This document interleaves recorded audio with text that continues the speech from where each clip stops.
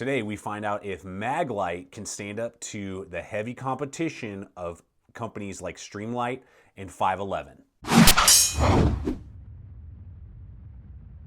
So yeah, back in the saddle, folks, and looking forward to this video. It's been about a week and a half. I'm a little rusty at video content for you guys. I was on a retreat. And then I got super sick off of that retreat and lost my voice for several days, and I am back in it. You can probably hear my nasally voice a little bit more nasally than usual. And so I'm looking forward to doing this video. And what really made me want to pick up this Maglite MAG-TAC or MAG-TAC CR123 flashlight with the bezel is that we have not taken a look at Maglite, I don't think maybe one time ever on this channel. And there's a reason for that. Is that for many years, since late 80s into the 90s, when you thought of like quality, you thought of Maglite. I mean, I remember being a kid walking into my local sporting goods store and it's like, oh man, there's the Maglites. If you want a good flashlight to go camping or hanging out, or the power goes out, get yourself a Maglite. Police officers use those. They're very, very good quality, USA made. Well, in recent years, I feel like though Maglite has kept their USA made and quality in that level, their battery life and lumen output has really lagged behind lots of other competitive companies out there. In case in point, in this case, the Streamlight Polytac down here, and then the 511 TPT-L2. This is an older version. They now have an updated version, I believe, that has slightly higher lumen output and some different aspects. These are older versions, basically. I hear that they now, which is super exciting if they do, I will be purchasing it if they do. What I just saw on Streamlight's website is that they actually have a 600 lumen update with 3 different lumen settings plus the strobe on the Polytac, which is, if that's all accurate, that's super exciting. This is the older 275 lumens on high. This is 250 lumens on high. And so I wanted to pick this up because we've never really tested out a Maglite. It's very similar to these. They all run on CR123 batteries, and they all have kind of the same concept. They're definitely more tactically focused. They're not something that I would use if I was like a construction worker, a mechanic, an outdoorsman. These would not be my first choice. They're definitely like home defense, military, tactical, law enforcement. That type of concept is what all 3 of these lights look like and are designed for, and particularly with this Maglite. And so I picked it up because it runs on those CR123 batteries. It actually, at the time when I'm putting it up against these 2 guys, had the highest lumen output. This one with the bezel has 320 lumens rated for 4 hours and has strobe and a couple other features we're about to look at here, and versus the 251 and 275. Now again, both of these have been updated and I think of now either matching or surpassing this Maglite. So that's something to consider. But has a lot to offer. Aluminum body, these are plastic, USA made, and has just a lot going for it. So let's go ahead and dive right into it. Now, there is one that does not have the tactical bezel here. This bezel is actually super awesome. If I can get it to focus, there we go. That bezel is super nice, kind of sharp almost to the point where you might pop a seam on your pocket if you sat down really hard on it. But that thing will break any normal window or give a really bad non-lethal, much better than these polymer ones will. So that's a nice little aspect. You can obviously stand it on his face, have the illumination come out that way, and it'll keep it off the lens. The non-bezeled version, that one is a little bit cheaper and won't have quite as much lumens or battery life from what I remember. So keep that in consideration as we go through this. So what we're looking at here is about 5.2 inches overall body length on that aluminum body, and then you're looking at 1.05 inches on the diameter of the head, all the way through, no belling. These 2, have like a larger lens bell, and we'll talk about how the throw is here in a second. This is just a consistent diameter all the way through. And then you are looking at a weight on this guy with the 2 batteries inside of 5.2 ounces. So it is going to definitely be the heaviest and beefiest of the bunch. The Streamlight coming in at about 4.3 ounces, and then the 511 coming in at about 2.9 ounces, so much lighter. So if weight is an issue or concern, there are positives and negatives to that.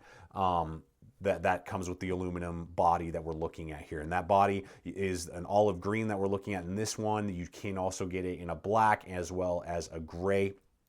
You can see there, I really like that kind of like hand grenade texturing there. Super cool. That was another cool aspect to it.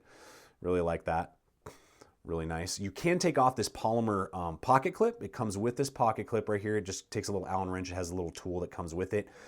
You can slide it on or slide it off. It's very secure and snug on there. You can adjust it, you know, any angle that you would want. It gives you about 1 inch sticking up out of your pocket, so you could grab that guy if you wanted to. And it does have a nice hole there for a 550 paracord lanyard if you wanted to do that. Throw it around your neck or just have an easier way to grab it and pull it out. Lots of different attachment points, or just completely remove it if you want something slimmer and sleeker. Maybe you carry this in a pouch and you don't need a clip, something like that. So that's basically the basic overall body, you know, formation and design of the light. So right out of the gate, some pretty cool aspects and some drawbacks right out of the gate with this design, once we've kind of looked at these basic specs, are that it has a recessed button, which is really cool, so that you can sit it on its bottom right there. You can turn this little guy on, and you can let it sit there all day. Neither one of these have that ability. The button is not recessed at all, and you cannot rest it up on their top. So that's a cool feature right out of the gate. It's very large as well, so it's easy to engage. Now, what's unusual with this design is that it has one hold. You hold it down and you can use it. And as soon as you let go, boom, it turns off again. So that's the first feature right out of the gate that is a little bit different than these guys. You have to kind of depress the button. It's just a little bit different. And then if you want it to stay on, you actually double tap it. You double tap it and then it stays consistently on high, which is again 320 lumens. That 320 lumens has a beam distance of 193 meters, and it is going to have a peak intensity of, I want to make sure I get this number right, 9,267 candelas is the peak intensity. For it claims 4 hours. I have tested this now a couple times, and it will easily run for about 5 to 5.5. And from what I can tell, it doesn't really lose a lot of intensity. And then it will start to die rather quickly, but you will have illumination almost to 6 hours before the light completely goes out on you. So at least 4 to 5 hours minimum on that good intensity of 320 lumens. The final thing, and it does have a strobe, is that you can click it 3 times, 1, 2, 3, and it will strobe, and it'll stay on strobe until you want it off. You just hit it again and it turns right off. So, and it has a consistent strobe beam. It doesn't, alternate. Some flashlights, they do a weird alternating back and forth. I don't like those. I like a consistent flash for either signaling or distraction.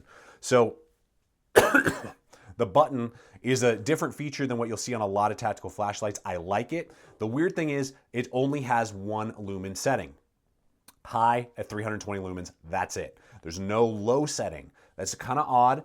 It eliminates any confusion and accidentally going to a lower setting, but it hinders its overall usability in my opinion. So you have this really powerful, really intense 320 lumens, which is great. Good throw, good beam intensity, good center point with a cone of softer throw, and very similar to the other 2 flashlights, particularly similar to the Streamlight in its kind of overall punch, if you will. So I really like that. But I can't use it for something closer up. If I'm reading documents, it's going to be this really bright, intense light trying to read documents. Whereas these other 2 flashlights and most other tactical flashlights will have a low setting. So it not only will save you battery life, but it will save you your eyes when you're trying to do things closer up that maybe you don't need that super intense distance as well as power. So again, maybe you're a police officer, you're trying to write a ticket and you need to, see the board in front of you. Man, I mean, this is going to be blinding you, whereas these other 2 flashlights have a lower setting of, I believe it's like 25 or something, or maybe it's even lower than that on the 511, and then you have, I think, like 14 or something like that on these current versions that I have of the Streamlight, and I think they're upgrading those, as I've said. So there might be even more options compared to the ones you're seeing here with current designs here in 2019. So that's something to consider right out of the gate. Do you only need something that gives you strobe and super intense 320? Awesome. This is going to kick it for you. If you want some extra battery life and a low setting, this is not going to offer it. You're going to probably want to check out. So we'll go ahead and hit durability as well. Now, all 3 of these flashlights have been tested in my usual way, submersion. This works great, water resistant. I put it in a pot full of water, ran it, made sure that it didn't, short out or anything like that. So it's going to have good aspect in that regard. and then kicked it down the stairs a couple times, dropped it out of the pocket, like you're fumbling around and you accidentally drop it, you know. And what I found is you're gonna get a little marring and scuffing on the polymers, which isn't as big a deal. You don't really notice it as much on the plastics. On the aluminum, you're definitely gonna notice it. Just to show you there, you can see that the teeth have been really marred up. The bottom button here, really marred up. So it's going to take a beating if you're going to, you know, abuse it, which, you know, if you're going to use it regularly, that's what's going to happen. So you're going to notice it a little more. They have a little bit sharper burrs because there's aluminum denting, minor dents basically. Whereas the plastic, you know, you can even like kind of rub it off with your finger, use a knife and kind of cut off the plastic if there's any sharp edges after a drop or something like that. So something to consider. They all have 1 meter drop ratings ballpark. So very similar in that regard. So this tends to show the damage a little bit more from what I'm seeing, whereas the polymers seem to be a little bit more forgiving. The aluminum isn't quite as forgiving.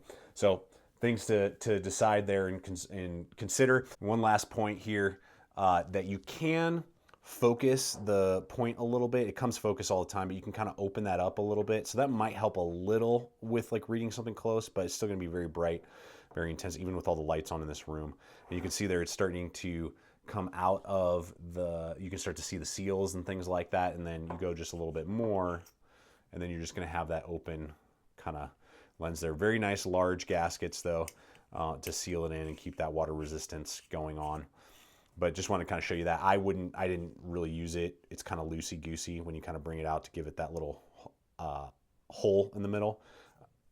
If I was using it, I would just keep it intense like that all the time, locked in tight. So the other aspect is price as well. Now, obviously, aluminum, polymer, USA made versus the others. And so what you're gonna look at for the bezeled version here, you're gonna be looking at about $55, $50 to $55, versus on the MAG-TAC, you're looking at about 35 on average, maybe 40. And then about the same price on the 511. So they are not quite on the build level with the aluminum, you know, like materials, in the USA made aspect. So that's what you're paying for more than anything else.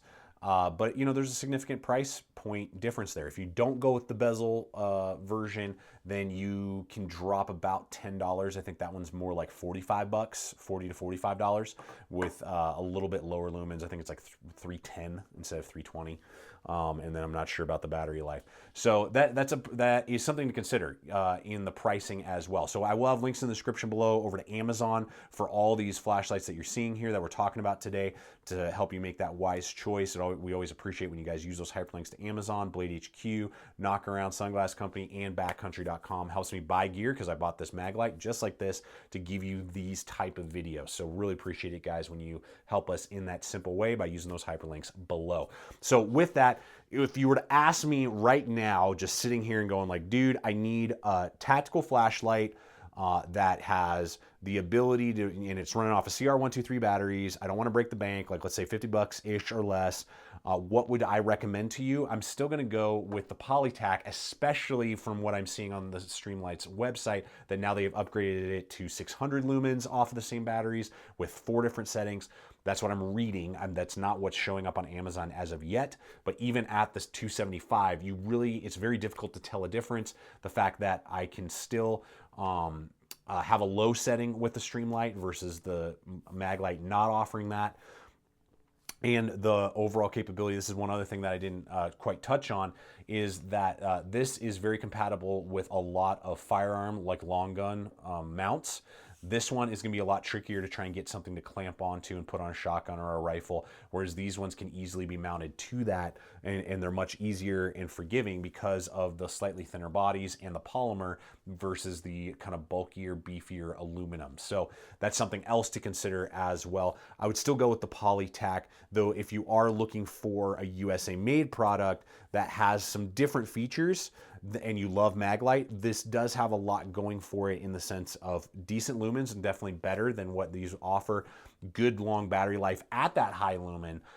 and giving you a different type of material than polymer. Maybe you haven't had good success with polymer and you're looking for something that's a little stronger like aluminum, then this obviously has a lot going for it in that category. So guys, ultimately, I hope this video has just helped you out, show you what the MAG-TAC with its bezel has to offer, and whether or not it's going to be the right quote-unquote tactical flashlight for you, or if these other two on the table or other flashlights altogether are going to be a better choice for you. So thank you so much. Check us out on Instagram, Facebook, all the social media. Check us out as well week in, week out by subscribing. If you're not a current subscriber, if you are, thank you so much. Hit that bell icon to make sure the videos show up in your news feed. And finally, guys, always remember, stay equipped, stay prepared, and we'll see you out there.